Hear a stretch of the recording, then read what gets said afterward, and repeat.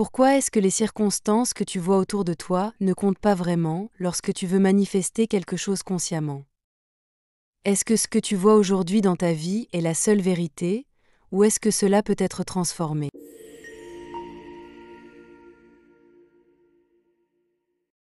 Bienvenue sur la chaîne qui éveille ta conscience. Abonne-toi si ce n'est pas encore fait. Ce que tu expérimentes en ce moment, ce que tu appelles ta réalité, n'est rien d'autre que le reflet de ton état intérieur. C'est une projection de ta conscience, une conséquence directe de tes croyances, de tes pensées dominantes, et surtout, de l'état de conscience dans lequel tu te trouves. Mais voici ce qui est fascinant. Ces circonstances, aussi réelles qu'elles paraissent, ne sont pas gravées dans le marbre. Elles n'ont aucune autorité intrinsèque sur toi. Elles ne sont que le résultat d'un état de conscience passé. Pense à un miroir. Lorsque tu te regardes dans un miroir et que tu n'aimes pas ce que tu vois, tu ne cherches pas à changer le reflet directement, n'est-ce pas? Tu comprends que pour modifier ce reflet, tu dois changer ce qui est devant le miroir. Ta réalité fonctionne exactement de la même manière. Ce que tu vois comme circonstance n'est qu'un effet miroir de ce que tu crois profondément être vrai. Comme le dit Neville Goddard, tu ne manifestes pas ce que tu veux, tu manifestes ce que tu es. Si tu veux manifester une nouvelle réalité, peu importe ce que tu veux, un nouvel emploi, une relation harmonieuse, la richesse financière, tu dois d'abord te poser cette question fondamentale. Quel est mon état de conscience actuel? Est-ce que je me vois comme la personne qui a déjà ce que je désire, ou est-ce que je suis encore coincé dans l'état de quelqu'un qui est dans le manque? Prenons un exemple. Supposons que tu veux manifester une relation amoureuse. Peut-être que dans ta réalité actuelle, tu es seul et tout semble te rappeler ce manque.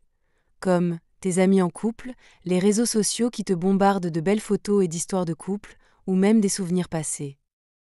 Ou encore, si tu manifestes la richesse financière et que ta réalité te rappelle que ton compte bancaire est à découvert, que tes revenus sont insuffisants pour voyager ou pour réaliser tes projets.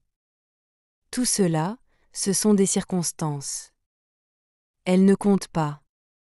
Elles ne définissent pas ce qui est possible pour toi. Elles sont simplement le reflet de ton ancien état intérieur, un état où tu te voyais comme quelqu'un qui était seul ou qui manquait d'amour, d'argent, etc. Le véritable travail sur soi commence ici. Si tu continues de te définir à travers ces circonstances, je suis seul, je n'ai pas de chance en amour, je suis invisible, rien ne va pour moi, je gagne des miettes, personne ne veut de moi, je vais demeurer dans la pauvreté, etc. Tu vas continuer à recréer ces mêmes expériences, encore et encore. Pourquoi? Parce que tu te maintiens dans un état de conscience qui correspond à ces affirmations que tu ressens comme vraies. Maintenant, imagine que tu décides de changer ton état intérieur. Tu fermes les yeux et tu t'imagines dans une relation idéale, avec une aisance financière. Pas une simple visualisation où tu regardes une scène de loin, mais une expérience vivante. Tu ressens ce que cela fait d'être aimé, respecté, apprécié.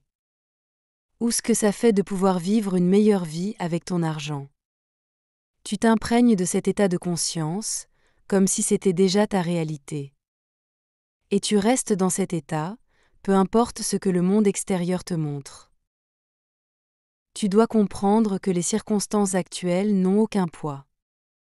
Ce qui compte, c'est ton engagement envers ton nouvel état de conscience. Même si, dans ton miroir extérieur, rien ne semble encore changer, tu dois continuer à t'identifier à ton désir réalisé. Tu sais que ce qui est devant toi est temporaire, une conséquence d'un ancien état, et tu choisis d'endosser un nouveau rôle, celui de la personne qui vit déjà ce qu'elle désire. Les circonstances actuelles ne sont pas là pour te limiter, mais pour te révéler où se trouve ton état intérieur. Si tu vois des difficultés financières, cela ne veut pas dire que tu es destiné à vivre dans la pauvreté. Cela signifie simplement que ton état de conscience dominant, jusqu'à présent, a été celui du manque. La bonne nouvelle, c'est que tu peux changer cet état. Quand tu refuses de réagir émotionnellement à ce que tu vois autour de toi, quand tu regardes les circonstances actuelles et que tu dis « ceci n'est qu'un reflet, pas ma vérité », tu reprends le contrôle. Tu redeviens le créateur de ta réalité au lieu d'être son esclave.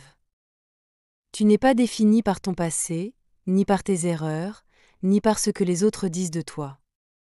Tu es défini uniquement par l'état de conscience que tu choisis de maintenir en ce moment. Cela demande du courage, car le monde extérieur peut être bruyant. Il peut te crier des contradictions, des preuves, que tes désirs ne sont pas réalisables. Mais en réalité, tout ce bruit extérieur est une illusion, un écho de ton ancien toi. Les circonstances sont là pour t'enseigner quelque chose. Parfois, une circonstance inconfortable agit comme un miroir, te montrant un état intérieur que tu dois transformer. Si tu es confronté à des conflits, demande-toi, quelle partie de moi entretient encore cette vibration de conflit ou de désalignement ? Ce n'est pas une question de blâme, mais de prise de responsabilité. Quand tu vois les circonstances comme des outils, plutôt que comme des obstacles, tu les désarmes. Elles perdent leur pouvoir de te perturber. Tu deviens l'observateur, celui qui peut les transcender en changeant d'état. Manifester consciemment, c'est un acte de foi profonde dans l'invisible. C'est comprendre que ce que tu ne vois pas encore existe déjà dans le monde immatériel. Tes désirs, lorsqu'ils sont ressentis comme accomplis, sont en réalité déjà accomplis sur un plan supérieur. Le rôle des circonstances visibles est secondaire. Elles ne font que rattraper ce que tu as déjà créé à un niveau invisible.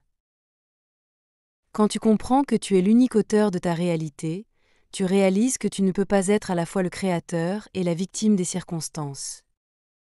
Tu dois choisir.